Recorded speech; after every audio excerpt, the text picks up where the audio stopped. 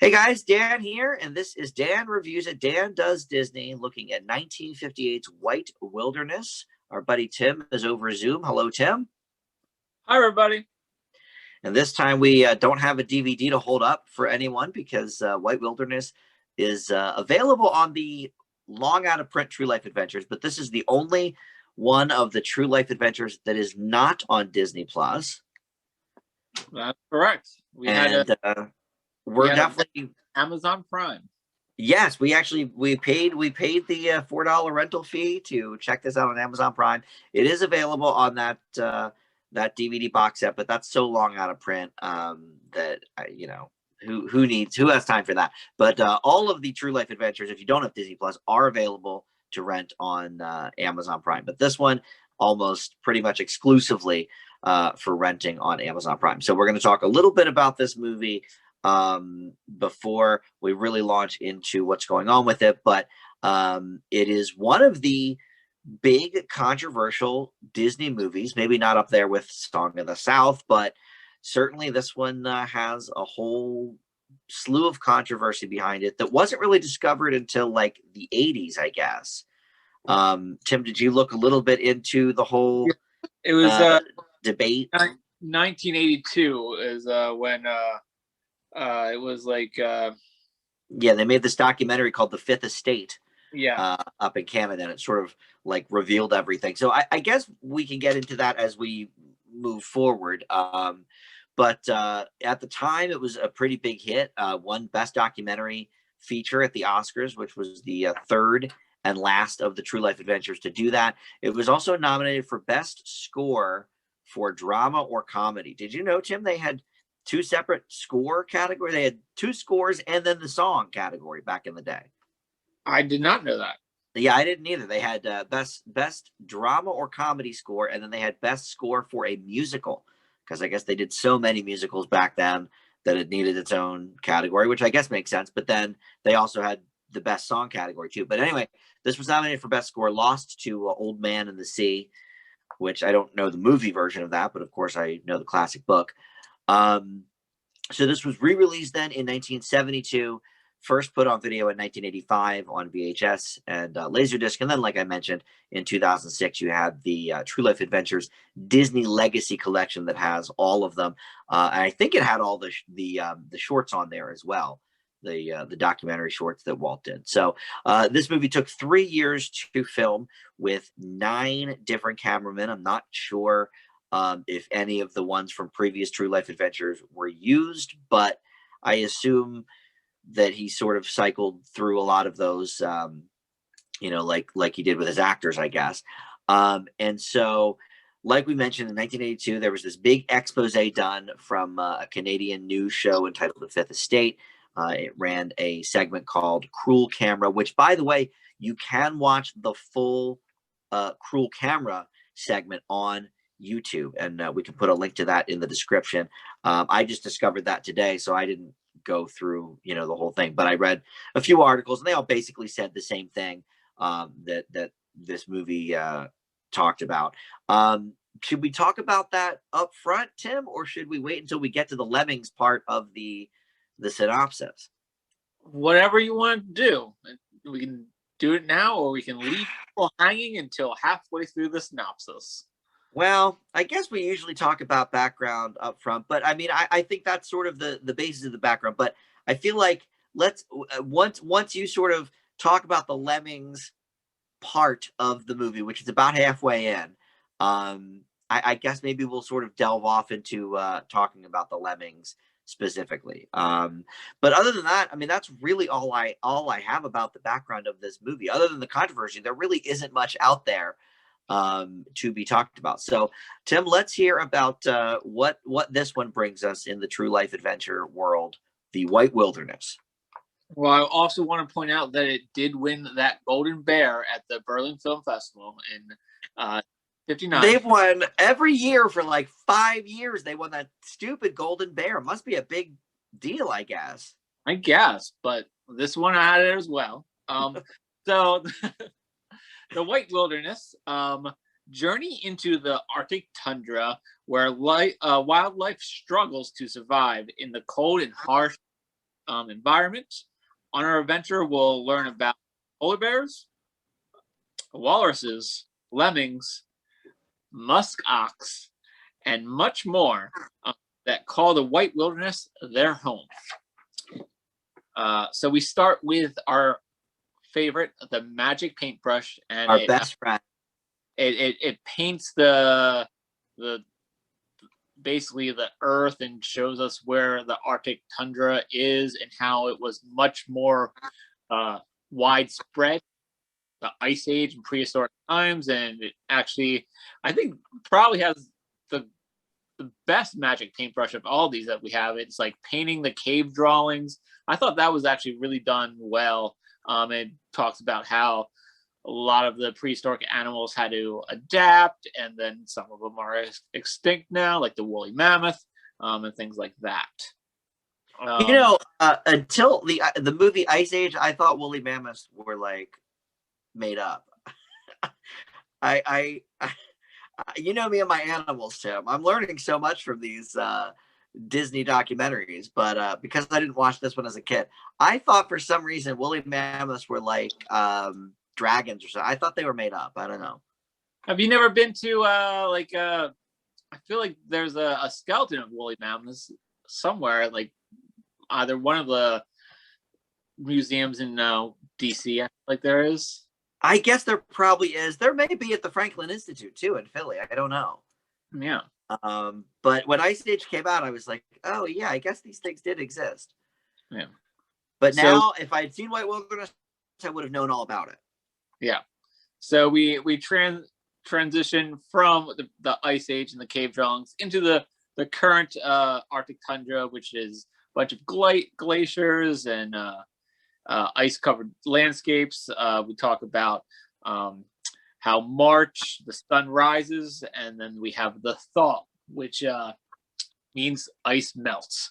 And it turns into streams, and then it turns into rivers, and then we have avalanches, and there's glaciers breaking off because of the rivers and stuff. And I thought that was some really great footage there. Really good footage, and I have to echo what you said about the paintbrush too. I thought that it was put to much better use in this one than just sort of painting the globe and the tapestry of here's the water part of the globe. Like they really went into some detail with the paintbrushes, and it makes sense because they were talking about cave paintings and stuff. Yeah. And we should say too, as we continue here, our friend James Algar, who narrates almost all of these, is on hand here as well. Yes. And then we have life comes out for the brief summer period in the Arctic tundra. It first delves into walruses, and they were first called whale horses, and I guess that kind of turned into walrus. And then they eat a lot of shellfish, and then they like to sunbathe on the rocks. And then a baby one weighs about 100 pounds, but then an adult weighs about 2,000 pounds.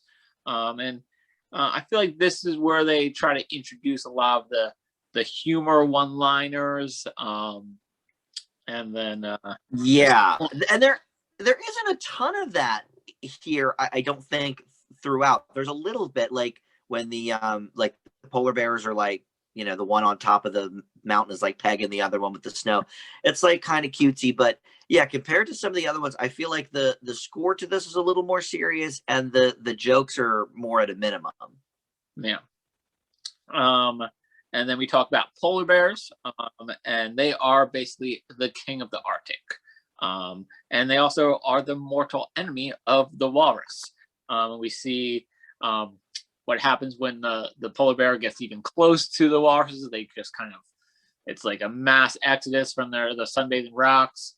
I thought that's some great footage as well. Mm-hmm. I was not aware that polar bears don't hibernate like many other bears, and they can swim for hours, up to 20 miles to get to new hunting grounds with all the going from glacier to glacier, because they have a lot of blubber and they have waterproof fur. And they can't, like, even though they chase the walruses. They rarely get the walruses unless it's like a very young one or it's an injured one or something like that.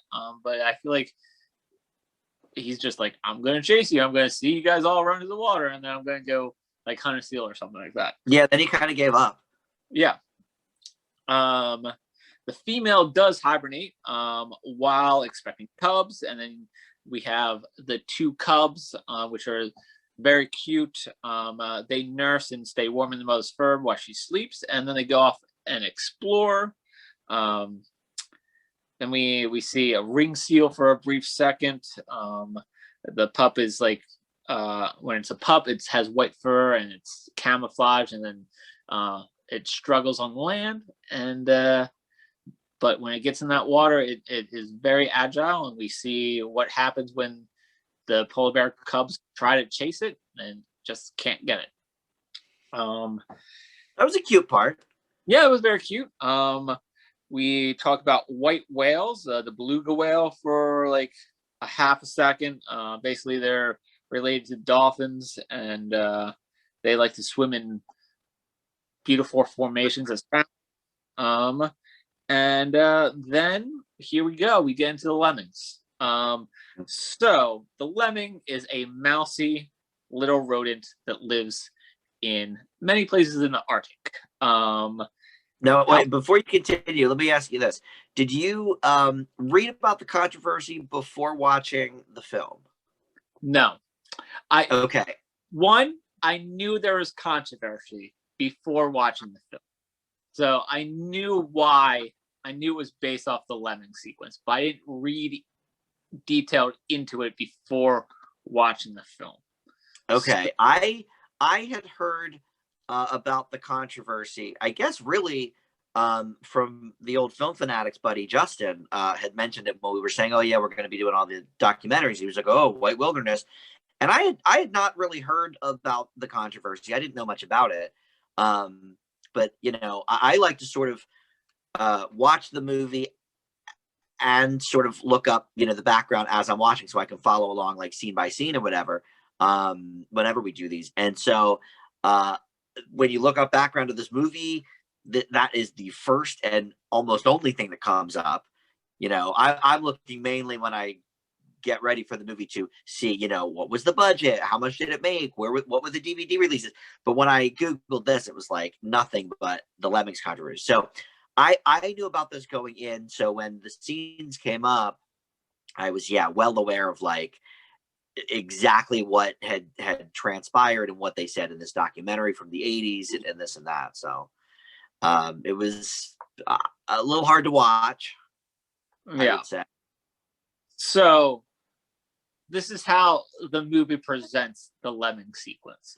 It starts off by going into stating that there is a large legend for these small creatures, and the legend is that they perform mass suicide by jumping off cliffs into the sea in droves.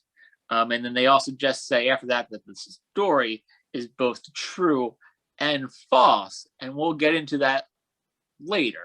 And then it goes, we see they talk about how the lemmings is normally hibernating during the winter, but that sometimes they have to go, well, not really hibernating, but below ground during the winter, and they have rarely come up and deal with the snow, but sometimes they do because they have to get food. And you see one lemon going around the snow. They have several litters in one Arctic summer, so they do breed a lot.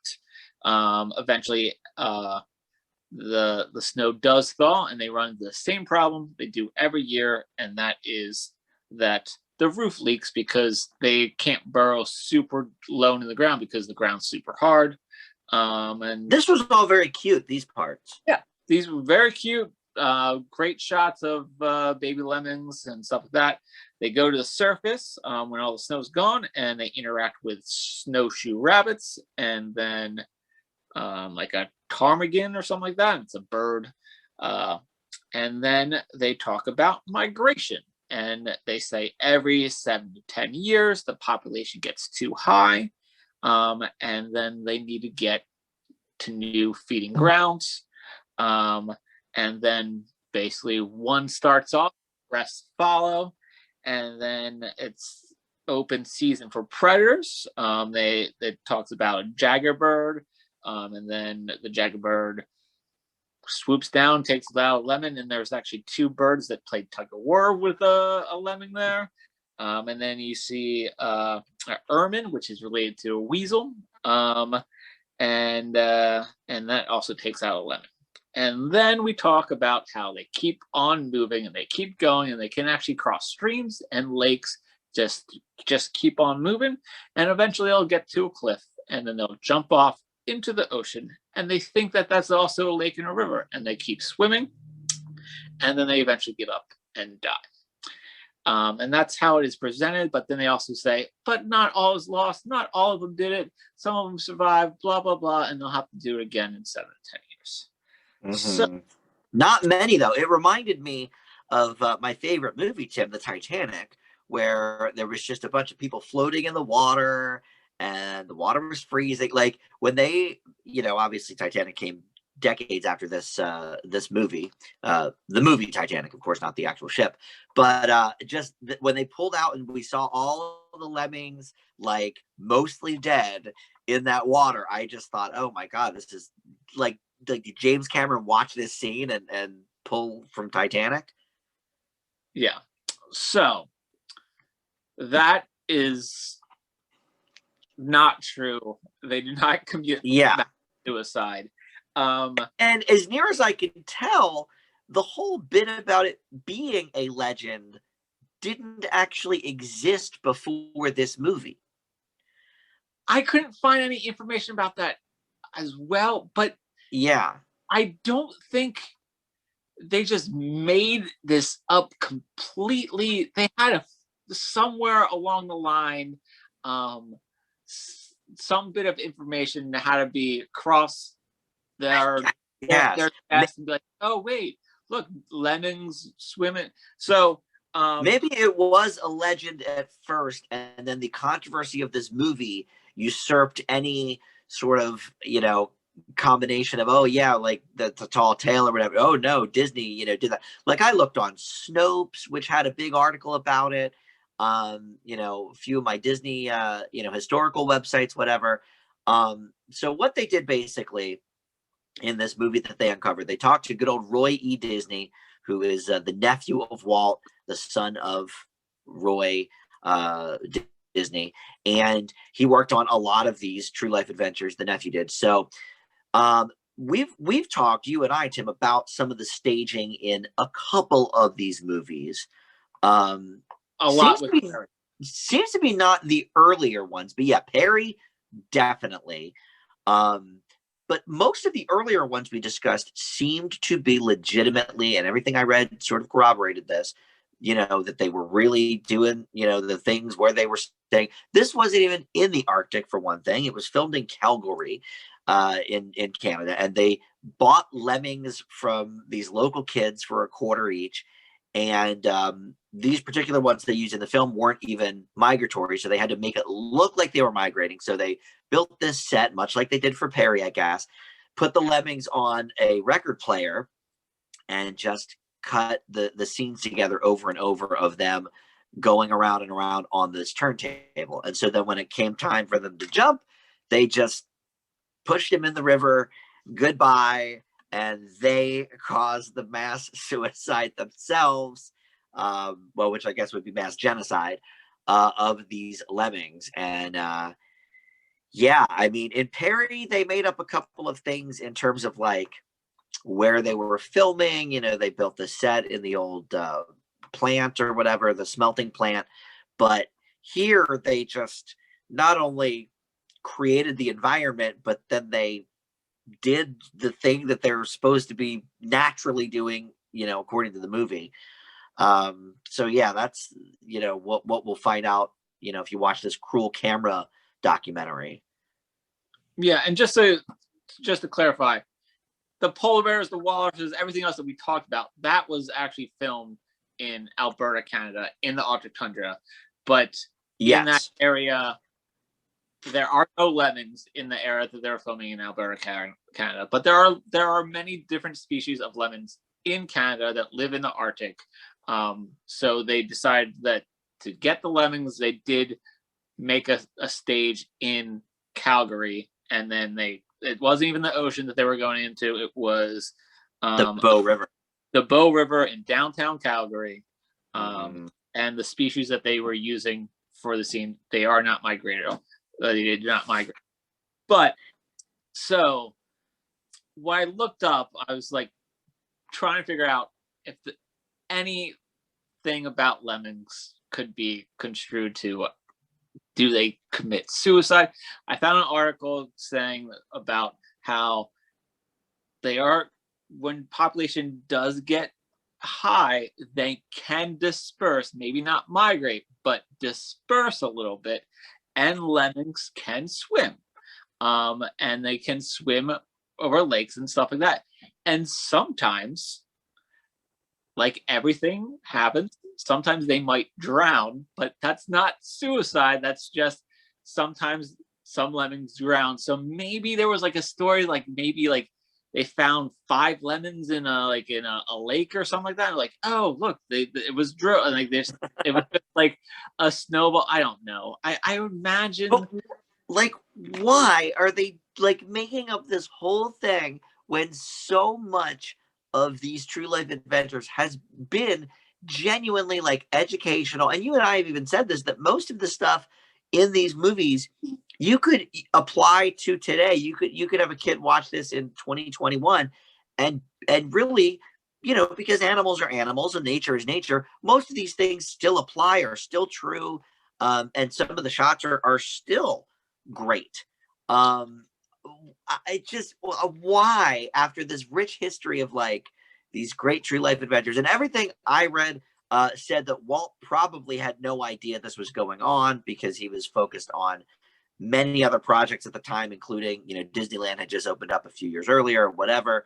So he probably had no idea that this was even happening, but who really knows? I mean, it could have also just been like Walt saw some of the footage and be like, hey, yeah, we need like a cute animal or something like that. And they're like, oh, well, we have these lemmings, but what do they do? Like, well, maybe we have some shot of them falling in the ocean. That'd be kind of dramatic, I get. Or maybe Walt was like, I need something dramatic for this or something like that. I don't know. Yeah, it could be. Yeah, that's the thing. It's like, this and they felt the pressure 70 years ago, so who knows? But yeah. I did read that there was one polar bear shot of when it was falling down the slope that was actually filmed in Calgary as well. Okay. But I mean, I don't think they pushed the polar bear. I mean, yeah, you saw him climbing and then he started sliding down.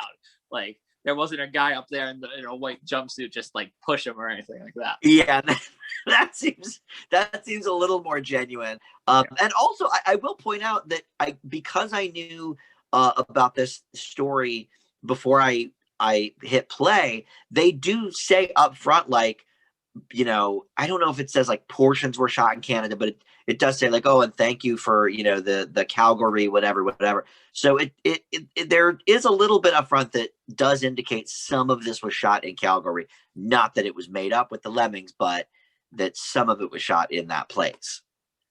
So when I mentioned lemmings to my wife, she automatically was like, oh yeah, don't they like jump in, like commit suicide by jumping off? So it's this movie caused a whole generation, multiple generations, to believe that lemmings commit mass suicide by just jumping off the cliff and falling. I owned a video game simply called Lemmings for Sega Genesis, which that was basically the whole premise. Is like they would just follow, and then you had to like click on and give them umbrellas or make them build stairs, and they had to like kind of like, but they just kept walking. Wow. You would have to make them dig tunnels and stuff like that just to get to the exit. So, and you couldn't have so many die by either falling into the water or falling too far. I mean, I played a video game based on this myth that Disney. Well, and see, that's what I mean. Like, maybe this was real before, maybe it was legend when they made this movie, but like think of how many millions of kids between it actually being released and then we know many of these segments went on to be used in schools. I couldn't find anything about if segments from White Wilderness were used in schools, but if they were, you'd think it was probably the Lemmings bit because it's one of the most, famous things. So yeah, I mean, generation after generation, like I said, because of this movie, that regardless of whether there was a legend beforehand or not, this movie basically, created it, I think, for the mass population. I mean, so far enough that Snopes has a whole thing about it, which, that just started existing, I don't know, 10 years ago or something. So obviously the legend has gone through time. I didn't know about it. But I Did didn't you watch know any of these about movies Lemming? back in the day. Did you know about I the? knew I knew Lemmings existed, but did I know that the legend was they committed suicide? No, I don't think I had heard that. Yeah. Well, But I you know me and knew. my animal knowledge, Yeah, so I know. I knew that fact or that fake fact. yeah, Growing up without ever watching this movie, knowing this movie existed. So that just shows the power right.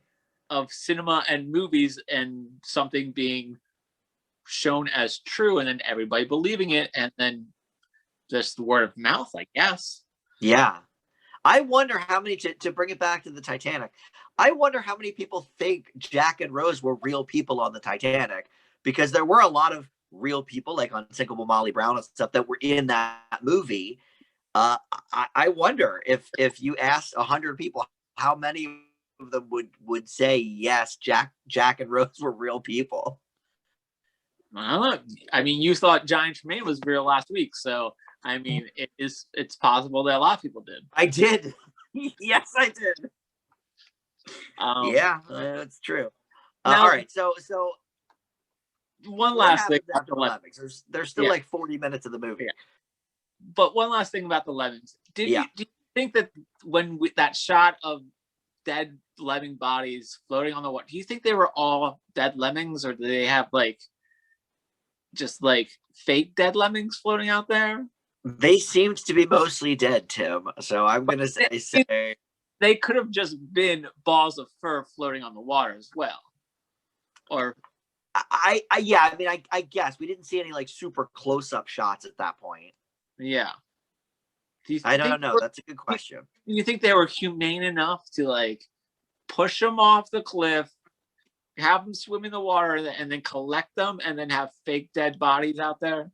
I do not. I do not think they were human enough. And I should point out that most of the articles I read about this did say, look, this was legal at the time to do to lemmings. It just obviously in a nature documentary is a little bit questionable because obviously it's completely false. But from a legal standpoint, to actually do this to the animals at the time was legal, which is, of course, sad. But look at all the animal stuff that was in movies and TV in the 50s, 60s, and on. Okay, so moving on. Yes. We go into bird migrations, and there's a lot of visiting waterfowl that come to the lakes and lagoons that kind of form with all the water. They talk about the king eider duck, the turnstone bird, which I thought was a very cute bird that was just walking around flipping over rocks. That's why it's called Just hanging. Yeah. There is like a fallen rose that like they kind of the way that they get food is like kind of like whirlpools by just swimming really fast. But there's not really many trees by these lakes that form. So they have flat nests on the shore, and that equals predators. We have a loon that fights with the polar bear, and surprisingly, the loon does get away. I thought it wasn't, but it did. Yeah. And then we have our ermine that's that weasel type of creature that steals an egg, and he has some trouble getting the egg around, but he eventually gets the egg. And then we talk about a little bit south of the tundra where there are trees. um, which is the other kind of, I guess, legend of this area, is the golden-eyed duck. And he nests in hollow trees, basically old woodpecker nests, and he nests there and he lays a bunch of eggs, and then his young, um, or their young, has to jump from the tree before they know how to fly. Um, Hmm. and they jump and they bounce and they hit the ground and then they get up and they But walk away. did you think while watching that scene, I wonder if they pushed that dude from that tree? Because I did. Um, I know that they probably didn't, or it would also be talked about. But I no, because you also saw the baby birds, like using like the little hooks that they have on their feet to like climb up through yeah, the that's true. hole. So it wasn't like they were making up this whole golden-eyed duck that you obviously saw that they could do part of what they claimed to do, and you did see them fall, hit the ground, bounce, and then just kind of walk away. So Yeah, um, so I thought they were cute little baby ducks. And then we have the musk ox, and basically he looks exactly like his cave paintings. And yeah, that was cool. Yeah, and I guess it survived the ice age, and it is one of the grazing animals of this area, and he eats a bunch of um, the grass in the area. He has the protective warm coat, so that's how he survives. And then he has protective horns, and they kind of like this form this circle whenever any type of predator comes around. And they have like a defensive circle, and like wolves see that, and then they don't want anything to do with them. So Hmm. then that transitions into the wolves. Mate for life. The pups play, um, and they also eat partially digested food that the parents kind of spit up for them. Um, Show them learning to howl, and they That was teach, cool. I like the howling bit. yeah, and they teach them the art of hunting as a pack. And then they take on some caribou. Caribou are just kind of like reindeer-like creatures, and they herd, and then they also migrate to the grassland of the tundra, away from like the forest area, and they have to go through kind of these mountain paths, and that equals the best area for the wolf to hunt as a pack, and they kind of show it in detail there. Yes, this is the one real gross scene of White Wilderness. Most of these Disney True Life Adventures, there's like one or two real like gory scenes of like, ripping apart a carcass or whatever. And this is White Wilderness's. Yeah, but I don't think it's nearly as bad as African Lion. I feel like that No, one nothing will be, I don't think. is by far the worst one. And then we kind of talk about the Wolverine, because he is a creature that actually takes on wolves. He'll take on anything basically. Um, uh, he'll take on it. He'll fight his own kind. He um, can like lift 5 times his own weight. Um, he basically just circles his territory, and if anything comes in there, he'll take it out or fight it or do whatever he wants to do. He's a good tree climber. I thought those were some great shots of him climbing Yeah. trees, him down climbing trees. He has the speed to chase a rabbit. He's chasing the snowshoe rabbits, and then it uses the POV shot. I mean, it's the only POV shot they use in this whole movie, and I'm just like, come It was on. bizarre. Didn't you learn your lesson from Perry? So the Wolverine chases the bunny rabbit into a log, and then he's trying to get into the log, and all of a sudden then the log rolls down the hill. And then I imagine that actually happened, and then the people were like, oh, you know what we should do? POV shot of the bug inside the log and have it rolling. I mean, it was a great shot, but it's not a great shot to have in a true life adventure. No, it was very, very out of place. Yes, it's the only one. And basically, they portray the Wolverine as a big jerk, and I imagine he is because he basically climbs a tree and he kills a baby osprey, which is a bird that doesn't know how to fly yet, and he just climbs to the top of that tree, and the mother bird is swooping in trying to get the Wolverine away and can't do it. Didn't work out. Did not work out.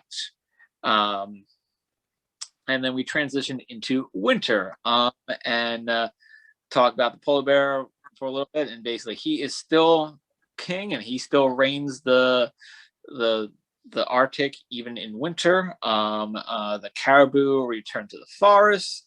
You see the wolves slipping on ice and other animals slipping on the ice that's forming. And then they show the blizzard basically taking back the Arctic. And that's basically the end of the movie. Yeah. So I have such mixed feelings about this movie, because how can you not, I guess. But yeah, in terms of a lot of the shots that were real, that they did get, not the lemming shots. Although, I mean, before the suicide part, even the lemming shots were cool and, cute animals and whatever. I think of all the true life adventures, this gives us some of the best in that regard. Really great shots, really good, action sequences between the animals, and except for that one part, nothing was too over the top gory or too gratuitous or anything. It was just a really solid, education there. And also, like we talked about, I think the score, I could see why I got nominated. I think the score really kind of, was a nice sort of tone for the movie. It wasn't silly like we've seen sometimes, which makes sense because this is the sixth full length one they've done. What are we? I think there's 7 total, and there's only one more after this. So I think this is number 6. We started off with the living desert, then we had the back prairie, then we had the African lion, then we had the secrets of life, and then that was stupid. Then we had Perry, then we have this one, and then the last one is that another cat one? Jungle, it's Jungle Cat, but that's not for 2 more years. That's not till 1960. So we've got 10 movies before that. So yes, I will agree with you that this has some of the best footage. I would say the African lion probably has the best footage. Yeah, I agree with that. That's why I didn't say the best, but I said some of the best for sure, because I think Vanishing Prairie had a lot of good ones too. Yeah, I mean, all of Vanishing Prairie had some great shots. So did the Living Desert as well. But I definitely see how you said there's 9 filmmakers doing this. I do see some of the footage is definitely better than the other footage. And I feel like that just basically depends on which camera crew's getting it. But the African lion was done by this. It was the couple. It was the guy and his wife, and they did it over 30 months or something like that, and they did everything. I mean, imagine they had probably some other crew with them, but basically they oversaw the whole movie. And it showed. Yes. Everything was consistent. Everything was really great. Granted, that probably has the goriest scenes in it, and that was a little bit of a flaw for it. This one's not as gory. It does have some great footage. I wish they did not use that POV footage, because that was real dumb. And then it is such a shame that they decided that they had to make up this whole lemming thing. And that definitely deterred grading this movie. It takes it down.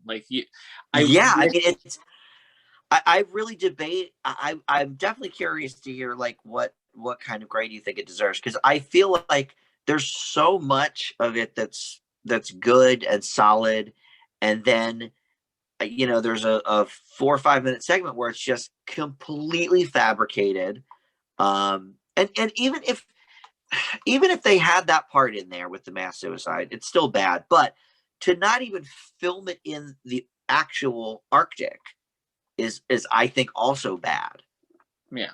They're like lying from the start about where these creatures even are. Yeah.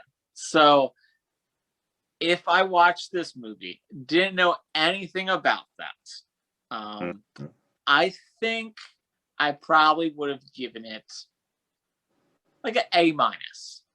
Okay. I was thinking B plus, but yeah, probably that give it an sounds A about right.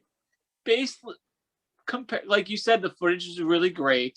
I think the highest one we have so far is, for me, was the African Lion. I think I gave that an A. And then I also think I might have given the Vanishing Prairie an A as well. I think I gave the we agreed my first one was too high. Yes. But then as I saw other ones, I was like, oh, okay, these are actually better. But the first three, the Living Desert, Vanishing Prairie, and African Lion, we all had in A minus, A range. Yeah. Maybe close to A plus for the African Lion. Secrets of Life was kind of a miss. We had that somewhere in the B range. Perry was a C because it's not a true adventure; it's a true life fantasy, and it was bad. It was bad.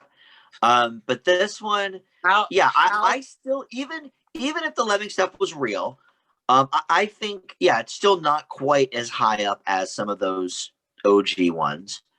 So yeah, I think B plus, A minus, that sounds about right. But then once you throw that in there, and honestly, I'm shocked that Amazon still has this movie intact. I'm glad that they do, because I hate when we sort of take away history of things that are controversial, because I think we need to see them. But I'm shocked that they actually left this intact. Yeah, and I'm surprised that Disney doesn't edit. I mean, this is such an easy movie just to edit out the lemmings. I mean, granted, he mentions lemmings at the end when going through the animals that they encountered. I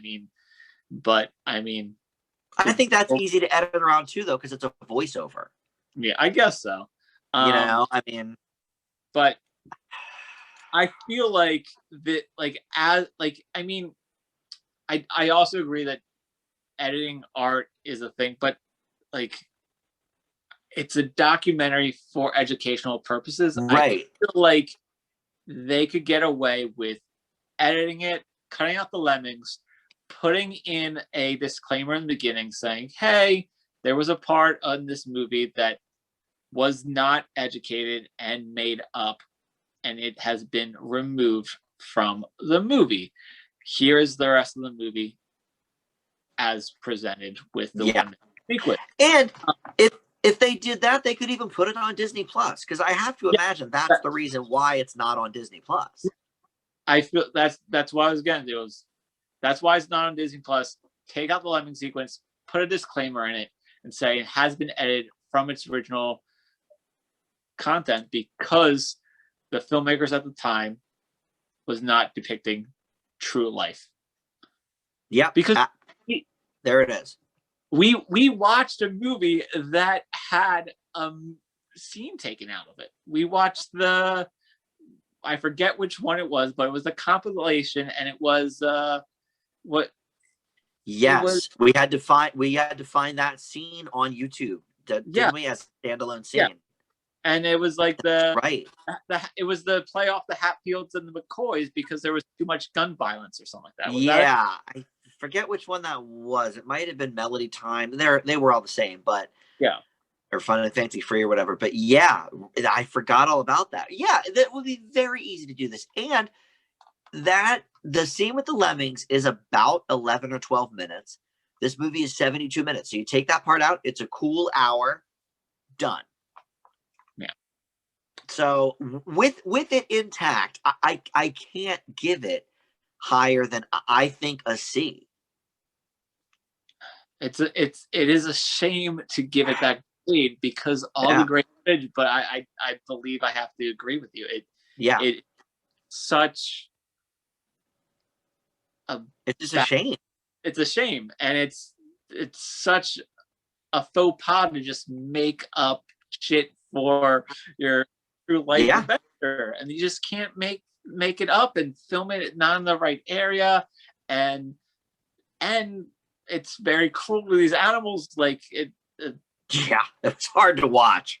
it's hard to watch, and yeah, Knowing their history with how, exact and everything. Perry was different because it was the true life fantasy, but all of these other ones and the shorts that came before it that we didn't cover, were all real things. So to have this in there, it's ridiculous. But I agree. If they made a different cut and put it on Disney Plus or whatever without the lemmings, I would feel very comfortable giving this a B plus, A minus in that range. yeah.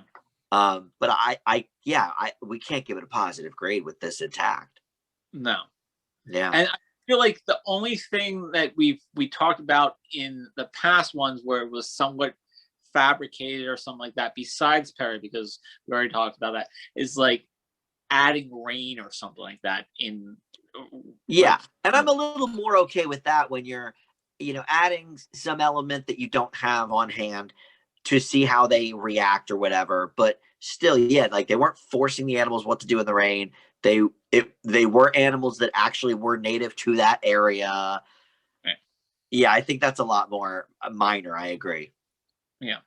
Because eventually it does rain. They just couldn't get it to rain because of right. Yes, correct. All right. Well, I think we've talked this to death. Very sad. I think we could all agree. We've seen better. So we just have a couple more to go before Joe will join me for Sleeping Beauty, and then you and I back again with what I like to think of as the beginning of the classic live action kids movie era, because I think so far we've seen a lot of more family movies and action movies, but we start with the Shaggy Dog coming up and Pollyanna and the Zorro movies. Swiss Family Robinson is coming up, Absent Minded Professor. So that is my favorite era, I think, of the live action Disney movies from before 1990 or whatever. Most of which you've not seen. Yeah, most of them I have not seen. There's a couple in there that we're coming up to that I've seen, like the reboots in the 90s or something like that. Like I watched That Dark Cat, but not the original. Right. I saw the Herbie Reloaded movie. That's horrible. But you've never seen any of the original Herbies? I think I've seen one of them. I'm not sure which one it is, but I've definitely seen one of them. The Parent Trap. You probably saw the remake of that.